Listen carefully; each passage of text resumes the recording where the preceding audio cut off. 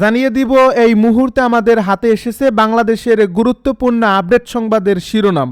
শুরুতেই থাকছে কেন্দ্র দখল করতে আসলে প্রতিহত করা হবে হুঁশিয়ারি হাসনাত আব্দুল্লাহর। এনসিপির দক্ষিণাঞ্চলের মুখ্য সংগঠক ও কুমিল্লা ৪ আসনের ১০ দলীয় জোটের প্রার্থী হাসনাত আব্দুল্লাহ বলেন, এবার আপনারা কেন্দ্র পাহারা দিবেন, কেন্দ্র দখল করতে আসলে তাদেরকে প্রতিহত করবেন। এবারে জানিয়ে দিব আমরা চাই না জাতীয় পার্টি নির্বাচনে থাকুক, ইসিকে বলছে আসিফ মাহমুদ। আরও জানাবো বাংলাদেশের নির্বাচনে পর্যবেক্ষক পাঠানোর পরিকল্পনা নেই জানালো জাতিসংঘ। বাংলাদেশে আসন্ন ত্রয়োদশ জাতীয় সংসদ নির্বাচনে কোনো পর্যবেক্ষক পাঠানোর পরিকল্পনা নেই বলে জানিয়েছে জাতিসংঘ। সব শেষে জানিয়ে দিব হাদি হত্যাকাণ্ড, ফয়সাল দুবাই নয় ভারতেই আছে জানালো ডিবি প্রধান। এতক্ষণ শুনছিলেন হাতে থাকা আপডেট সংবাদের শিরোনাম, এবারে বিস্তারিত।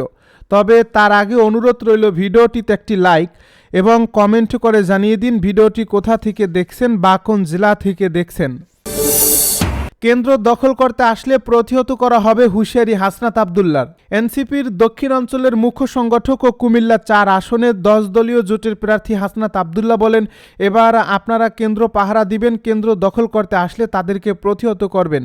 মঙ্গলবার সকালে দেবিদ্বারের জাফরগঞ্জ ইউনিয়নের বিভিন্ন এলাকায় ঘুরে বেড়ান হাসনাত আব্দুল্লাহ।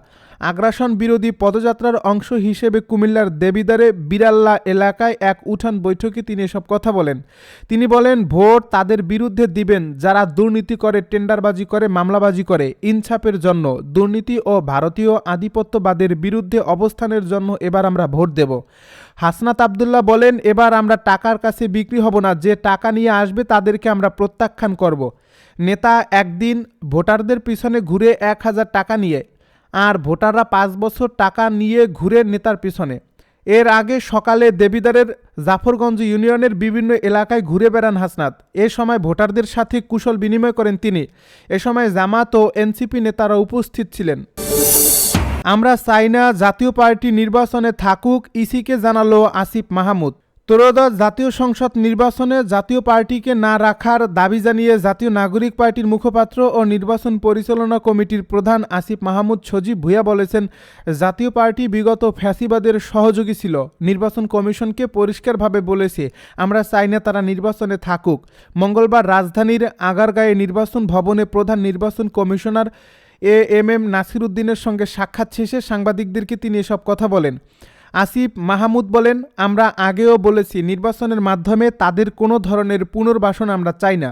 নাগরিক পার্টির এই দাবির পরিপ্রেক্ষিতে নির্বাচন কমিশনের অবস্থান কি, এমন প্রশ্নের জবাবে তিনি বলেন, কমিশন আমাদের কথা শুনছে। তারা জানিয়েছে আইনের মধ্যে থেকে বিধিবদ্ধভাবে এ বিষয়ে ব্যবস্থা নেওয়া হবে। উল্লেখ্য, ত্রয়োদশ জাতীয় সংসদ নির্বাচনে জাতীয় পার্টির প্রার্থীদের মনোনয়নপত্র যাচাই বাছাই শেষে দেখা গেছে দলটির মোট ২২৪ জন প্রার্থীর মধ্যে ৫৭ জনের মনোনয়ন বাতিল হয়েছে। বর্তমানে বৈধ প্রার্থী হিসেবে টিকে আছেন ১৬৭ জন। বাংলাদেশের নির্বাচনে পর্যবেক্ষক পাঠানোর পরিকল্পনা নেই জানালো জাতিসংঘ।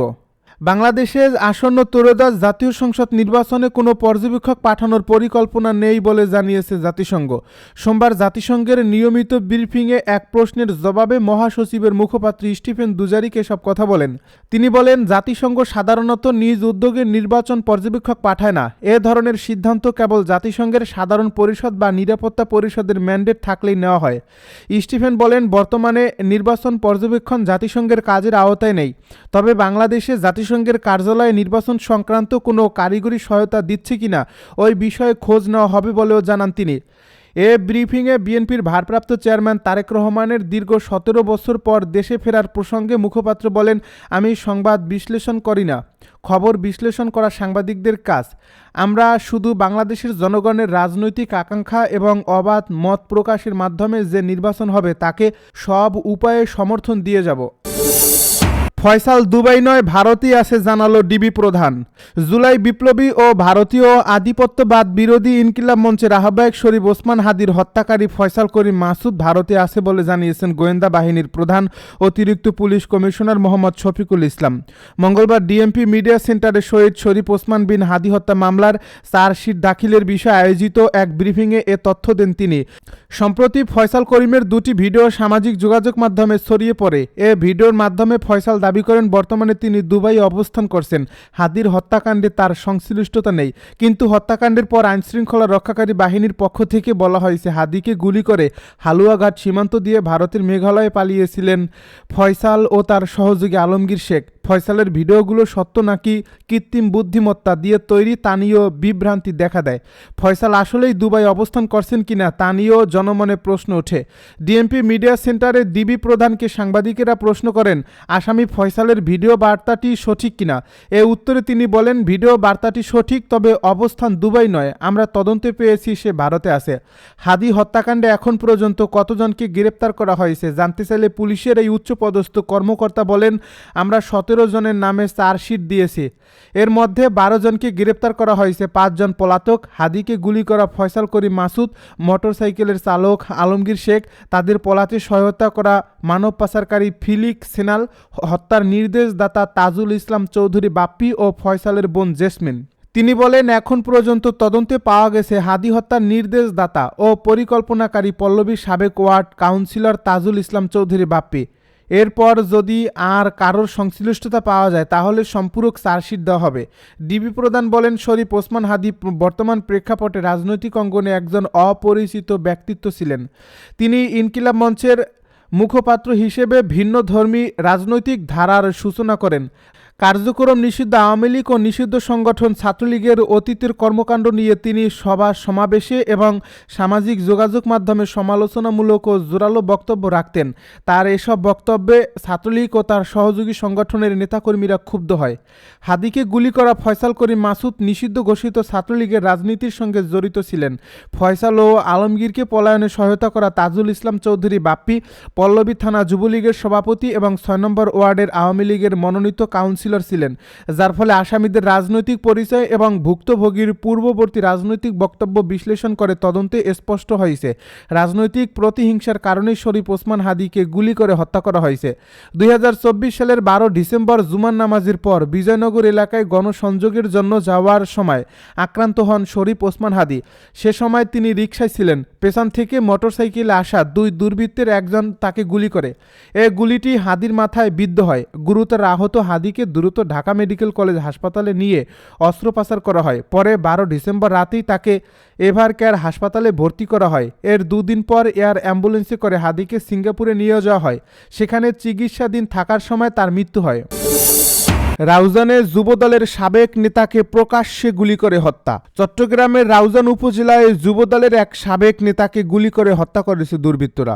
সোমবার রাত 9:30টার দিকে উপজেলার পূর্ব গুজরা ইউনিয়নের নিজ বাড়ির সামনে এ ঘটনা ঘটে। নিহত ওই ব্যক্তির নাম জানে আলম শিকদার। তিনি রাউজান উপজেলা যুবদলের সাবেক সিনিয়র সদস্য ছিলেন বলে জানা গেছে। পুলিশ ও স্থানীয় সূত্র জানায়, রাতের খাবারের আগে জানে আলম বাড়ির গেট সংলগ্ন উঠানে দাঁড়িয়েছিলেন। এ সময় একটি মোটরসাইকেলে করে 3 যুবক সেখানে আসে। প্রত্যক্ষদর্শীরা জানায়, মোটরসাইকেলের পেছনে বসা একজন খুব কাছ থেকে জানে আলমের বুকে পরপর 2টি গুলি ছোড়ে। এতে গুলিবিদ্ধ হয়ে তিনি মাটিতে লুটিয়ে পড়েন। হামলার পরপরই দুর্বৃত্তরা মোটরসাইকেলে করে পালিয়ে যায়। পরে স্থানীয় লোকজন জানে আলমকে উদ্ধার করে চট্টগ্রাম নগরের একটি বেসরকারি হাসপাতালে নেওয়ার চেষ্টা করেন, তবে হাসপাতালে নেওয়ার পথেই তার মৃত্যু হয়। রাউজান উপজেলা যুবদলের একাধিক নেতা জানান, স্থানীয় রাজনীতির কিছু ঘটনার পর জানে আলম বেশ কিছুদিন ধরে সাংগঠনিক কর্মকাণ্ডে সক্রিয় ছিলেন না। তবে এর আগে তিনি উপজেলা যুবদলের সিনিয়র সদস্য হিসেবে দায়িত্ব পালন করেন। নিহতের পরিবারের সদস্যরা জানান, জানে আলমের সঙ্গে কারোর শত্রুতা ছিল না। কী কারণে তাকে লক্ষ্য করে এ হামলা চালানো হলো তা তারা বুঝতে পারছেন না।